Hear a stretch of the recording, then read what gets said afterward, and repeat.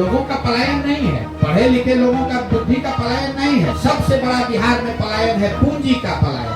पिछले 32 वर्षों में बिहार के बैंकों ने 26 लाख करोड़ रुपया, जहाँ बिहार के लोगों का पैसा जाकर दूसरे राज्य में कर्ज दे दिया। जैसे अधिकारी मुख्यमंत्री की बात नहीं सुन रहा है, डॉक्टर नहीं सुन रहा है, शिक्षक नहीं सुन रहा है, वैसे बैंक वाला भी नहीं सुन रहा है। 26 लाख करोड़ रुपया अगर बिहार के लोगों को मिला होता तो कितने लोगों ने अपना घर बनाया होता। आंध्र प्रदेश में लोगों ने बैंकों में 100 रुपया जमा किया तो बैंकों ने वहाँ 95 रुपए 100 रुपया कर्ज दिया। उनको देना था 70, तो 30 रुपया कहाँ से आया? वो 30 रुपया बिहार के लोगों का चला गया आंध्र प्रदेश। बिहार में जो गरीबी या पलायन आपको दिखता है उसकी एक बड़ी वजह है यहाँ पूंजी की अनुपलब्धता। और मैं इसको आपको समझाना चाहता हूँ क्योंकि कोई यहाँ बिहार में इसकी चर्चा करता नहीं है। पूंजी समाज में आता कहाँ से है? जो पैसा आप कमाते हैं, कमाकर पैसा जो आप बचाते हैं खर्च के बाद, वही आपके लिए पूंजी होता है। पूंजी का एक स्रोत है आपकी अपनी बचत और दूसरा स्रोत है बैंकों से मिलने वाला कर्ज। अगर आप कोई काम करना चाहते हैं, घर बनाना चाहते हैं, तो जो आपने पैसा कमाया उससे जो बचाया, मान लीजिए आपके पास 1 लाख रुपए है और आप 5 लाख 10 लाख रुपया बैंक से लोन लेते हैं ताकि घर बना सकें, घर खरीद सकें। बिहार में प्रति व्यक्ति आय चूंकि इतना कम है, आप 35,000 रुपया साल में कमाते हैं तो स्वाभाविक तौर पर बचाने की संभावना बहुत कुछ है नहीं, इतनी महंगाई है। तो दूसरा स्रोत है, जो कुछ लोग पैसा बचा भी रहे हैं, तो दूसरा बैंकों का जो क्रेडिट है। बैंकों के ऊपर एक ये वैधानिक जिम्मेवारी है कि जो पैसा बैंक में जमा होता है 70% वो पैसा उनको समाज को ऋण के तौर पर देना है वापस, चाहे वो घर बनाने के लिए हो, गाड़ी खरीदने के लिए हो, बिजनेस व्यापार करने के लिए हो। इसको मापने के लिए रिजर्व बैंक ऑफ इंडिया एक आंकड़ा जारी करता है जिसको हम लोग कहते हैं क्रेडिट डिपॉजिट रेशियो। कितना पैसा बैंकों में जमा हुआ और बैंकों ने उसके एवज में कितना पैसा ऋण के तौर पर समाज को वापस किया। बिहार में पिछले वर्ष क्रेडिट डिपॉजिट रेशियो था 40%। मतलब अगर 100 रुपया बैंक में जमा हुआ तो बैंकों ने 40 रुपया ऋण के तौर पर बिहार के लोगों को अलग अलग काम के लिए दिया। स्टैट्यूटरी वैधानिक लिमिट है 70%। इसका असर क्या हुआ? पिछले वर्ष बिहार की गरीब जनता ने 4,21,000 करोड़ रुपया यहाँ के विभिन्न बैंकों में जमा किया।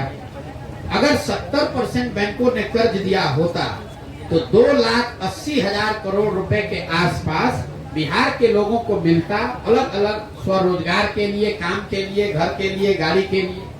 मिला कितना? 1,61,000 रुपया, 1,61,000 करोड़ रुपया। ये पैसा बाकी का कहाँ गया?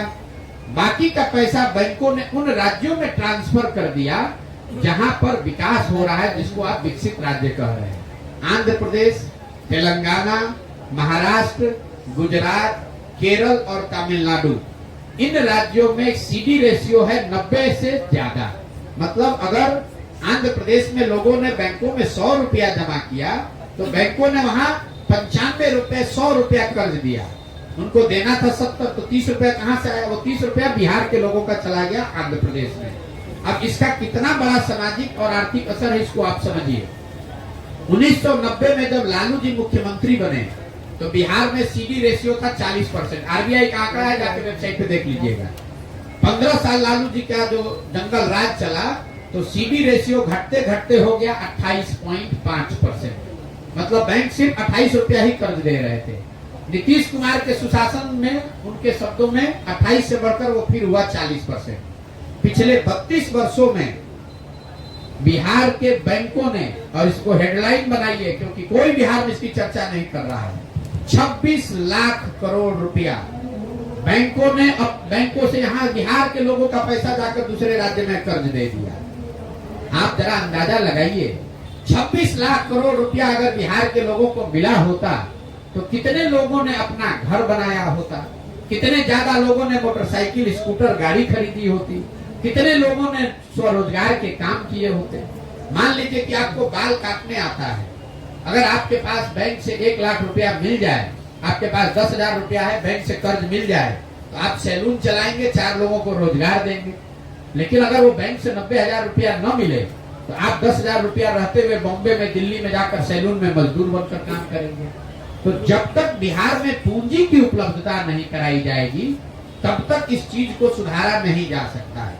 और इस पर कोई चर्चा नहीं, ऐसा नहीं है कि ये बैंकों की मनमर्जी है, उन पर ये संवैधानिक जिम्मेवारी है। आपकी जानकारी के लिए ये भी बता रहा हूँ कि ये जो कमेटी है वो मुख्यमंत्री उसके चेयरमैन हैं, जिनकी ये जिम्मेवारी है कि हर महीने बैंकों के साथ बैठक करके ये बताया जाए कि जो पैसा बिहार के लोग बैंक में जमा कर रहे हैं वो पैसा आप बिहार में कर्ज के तौर पर दीजिए, चाहे घर बनाने के लिए दीजिए। अगर घर बनेगा तब तो लोगों को यहाँ मजदूरी मिलेगी। लेकिन जैसे अधिकारी मुख्यमंत्री की बात नहीं सुन रहा है, डॉक्टर नहीं सुन रहा है, शिक्षक नहीं सुन रहा है, वैसे बैंक वाला भी नहीं सुन रहा है। तो जन सुराज की ये सोच है कि बिहार में क्रेडिट डिपॉजिट रेशियो को 70 कम से कम अगले 6 महीने में किया जाए। और इस चीज को बिल्कुल किया जा सकता है। 6 से 9 महीने के अंदर बिहार में क्रेडिट डिपॉजिट रेशियो को आप 90% 70% कीजिए, आपको हर जगह इन्वेस्टमेंट होता दिखेगा। आप सोच रहे हैं कि कोई बाहर से व्यापारी आए 10,000 करोड़ रुपया का चीनी मिल चलाए, 10,000 करोड़ रुपया उसके मुकाबले 2,80,000 करोड़ रुपया जो हम लोगों का है, भैया वो पैसा तो बिहार में लगना चाहिए। आप पत्रकार में आज तक किसी बिहार के राजनेता को आपने इसकी बात करते हुए सुना किसी, भैया क्रेडिट डिपॉजिट रेशियो भी कोई चीज होता है? उसको पता ही नहीं। हम और आप पलायन की बात कर रहे हैं। यहाँ सिर्फ लोगों का पलायन नहीं है, पढ़े लिखे लोगों का बुद्धि का पलायन नहीं है। सबसे बड़ा बिहार में पलायन है पूंजी का पलायन। लोग यहाँ से पैसा बैंक जमा करा रहा है और जाके आंध्र प्रदेश तमिलनाडु में बिजनेस वाले को लोन दे रहा है, और हम ही लोग के बच्चे उसी फैक्ट्री में जाकर मजदूरी भी कर रहे हैं। आजादी से पहले अंग्रेज क्या करते थे? खेती नील की यहाँ होगी, कपास की, और वो फैक्ट्री लगेगा इंग्लैंड में, और वहां पर भारत के लोग जाकर मजदूरी करेंगे, और जो कपड़ा बनेगा वो आकर यहीं पर बेचा जाएगा। वही चीज तो बिहार में हो रहा है। महाराष्ट्र में मोटरसाइकिल बनाने की फैक्ट्री है, तो वो पैसा में भी बिहार के लोगों का योगदान है, जो कर्ज वहां पर उद्योगपति को मिल रहा है, और उसके फैक्ट्री में मजदूर भी बिहार का है। जब मोटरसाइकिल बन जा रहा है तो उसको लाकर आप बेच रहे हैं बिहार में, और इस पर कोई चर्चा ही नहीं हो रही है। तो पूंजी और दिमाग, लोग और दिमाग के साथ साथ पूंजी का पलायन बिहार के गरीबी और बदहाली का बड़ा कारण है। और ये समाजवाद के नाम पर राजनीति करने वाले लोग, न उनको इसकी समझ है, न इस दिशा में कोई प्रयास है। आप बताइए, 17-18 साल नीतीश जी का राज और 15 साल लालू जी, 32 साल में अगर आपने कोई बैठक कभी आपने रिपोर्ट किया हो जहां सरकार ने ये बैठक की हो कि सीडी रेशियो को बिहार में कैसे सुधारा जाए? बिहार सरकार का 32 साल में 26 लाख करोड़ का बजट नहीं है, और 26 लाख करोड़ हम लोग का पैसा चला गया दूसरे राज्य में। हम लोग को उसकी खबर भी नहीं है, कोई चर्चा भी नहीं कर रहा है। तो आप गरीब और बेरोजगार नहीं बनेंगे तो कौन बनेगा?